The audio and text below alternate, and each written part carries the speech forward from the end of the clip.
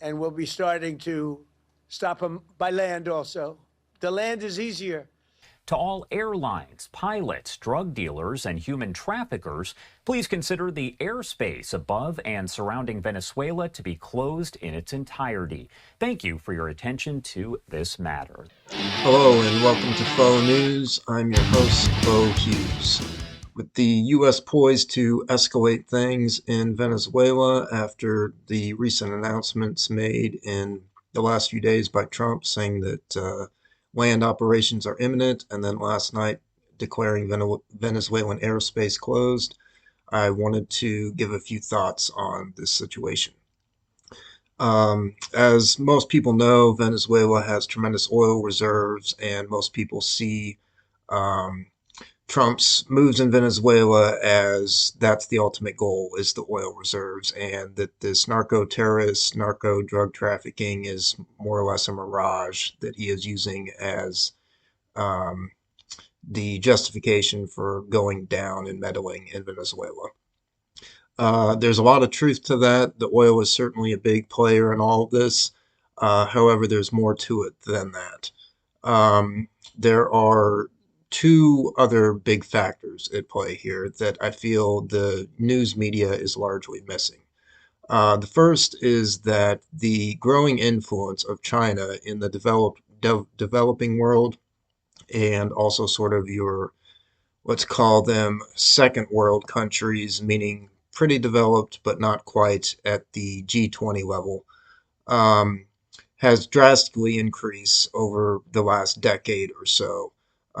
China is involved in, at last count, 268 significant infrastructure development projects in Latin America, totaling over $100 billion by estimates at their total investment value.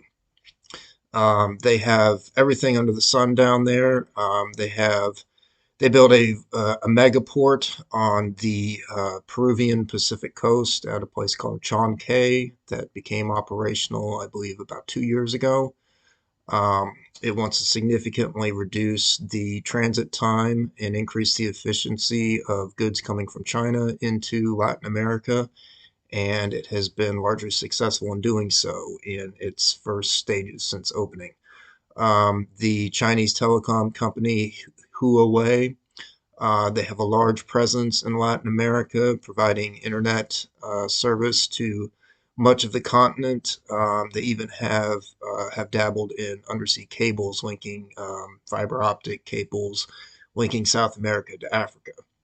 Um, they're a big player in the 5G market, bringing 5G to Latin America, and they are perhaps viewed by Washington as the most serious threat amongst these Chinese companies that are doing infrastructure projects around the world because of their ability to um, hack and surveil communications. Um, there is another large-scale project that has been proposed that would be a huge undertaking. It is called the Trans-Amazonian Railway Project that is on the table to run from the Pacific coast of Peru all the way across the Amazon, a railway, to the northern coast of Brazil. This would be a massive project and would, while it has a lot of dire environmental implications, cutting through the Amazon like that, it also would bring tremendous economic value to the entire continent by greatly enhancing resource extraction and just providing tons of jobs and a great logistic corridor that would totally reshape the continent. Um, all of these things add up to the infringement on the historical precedent that America has enjoyed really for 2 centuries now, and that is going back to the Monroe Doctrine, this belief that the U.S. Has basically control of the Western Hemisphere and that it will not allow meddling at a significant level by outside global powers. Um, And that is a large part of what is behind this move to show force down in Venezuela. Um, One could make the strong argument that that is a shrewd move on the part of the Trump administration, that the inroads that China has made throughout much of the developed world, but especially close to home here in Latin America, is a significant security risk and needs to be repelled. Um, and so one can definitely make that argument. It's not being viewed, obviously, very popularly around the world, which isn't surprising. No one wants to really see a large scale conflict erupt, and there is the potential for that. Because not only does China have a large economic presence in Latin America, but Russia, for many years, particularly since Putin came to power, has had close ties, particularly with Venezuela, and has tried to foster sort of an anti-US, anti-Western sentiment in Latin America.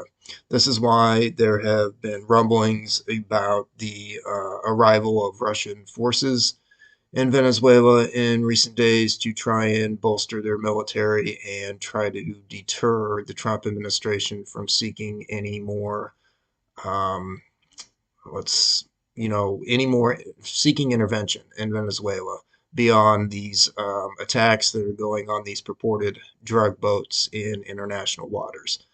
Um, all of this lays the groundwork, of course, with Russia and China involved for, quite frankly, the eruption of World War III, possibly, if the U.S. was to get into open conflict with either China or Russia in Latin America, um, which is very interesting because we have largely refrained from doing that in Ukraine while funneling them hundreds of billions of dollars over the course of the last almost 4 years. But yet we seem very willing to get involved in potential direct conflict with Russia in Venezuela. Um, so that is one thing, and for lack of a better term, we can call that the Trump Doctrine. This sort of revival of the Monroe Doctrine mentality that we will not allow significant infringement and influence by other global powers in the Western Hemisphere. To further enhance our national security, my administration will be reclaiming the Panama Canal, the most expensive project also that was ever built in our country's history, if you bring it up to modern day costs. It was given away by the Carter administration for $1, but that agreement has been violated very severely. We didn't give it to China. We gave it to Panama, and we're taking it back. Another reason for the U.S.'s desire to intervene in Venezuela is the fact that Venezuela has a Hezbollah presence. This has been well documented over recent years, that there is both a presence there of Hezbollah figures and apparatus of that organization, and that Venezuela has helped them in terms of providing diplomatic cover, falsifying passports and documents, etc. Whether or not Hamas also has a presence there or is receiving any sort of aid or help from Venezuela is a little bit of a contested matter. There is a little bit of evidence for that. However, it is not nearly as concrete as Venezuela's ties to Hezbollah, which is, again, documented at this point. That's something that not many people are aware of. It seems like a little bit of an obscure and bizarre connection, but it does exist. There has been a little bit of reporting on this in the news media saying that this is a further pretext for why Trump wants to go down there, but it has not been covered very well. It's interesting that this link exists because, of course, we bombed Iran back in June, and potentially the next big military undertaking would also have a somewhat strong linkage to Israel if the U.S. is to put boots on the ground or become heavily involved in Venezuela.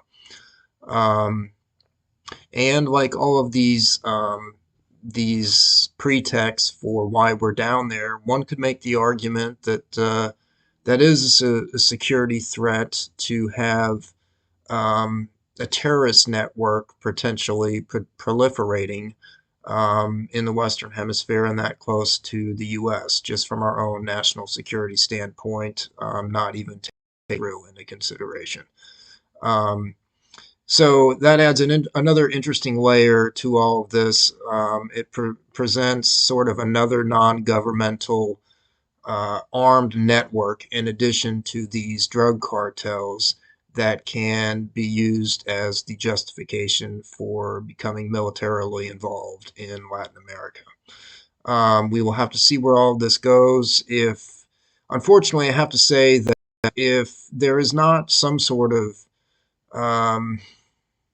I don't know if invasion is the right term because that generally has the connotation of something large scale, but some sort of on the ground intervention coupled with airstrikes in the very near future, Trump is going to look kind of stupid having made some of the comments that he has made in recent days. That being said, I don't necessarily want to see that happen because we could have quite a catastrophe on our hands if things played out poorly, and of course, also, no doubt, there would be innocent lives lost, unfortunately. But this is all a very heated environment. Tensions are rising. I also have to wonder if Trump is using this as a way to distract the public from the whole Epstein matter. There's really no better way to present a distraction rather than get involved in a very what's the word a military debacle somewhere that certainly will capture the public's attention and deflect a little bit from the Epstein files. So much to see in terms of how this all plays out. We'll just have to sit by and watch and see how it goes. But it certainly is lays the groundwork for a very interesting scenario if Maduro was to be toppled, how the U.S. would proceed from there, if they would become directly involved in trying to instill a new government, and in order to do that, would they have a prolonged military occupation like we did in Iraq to try and install a new government and foster stability.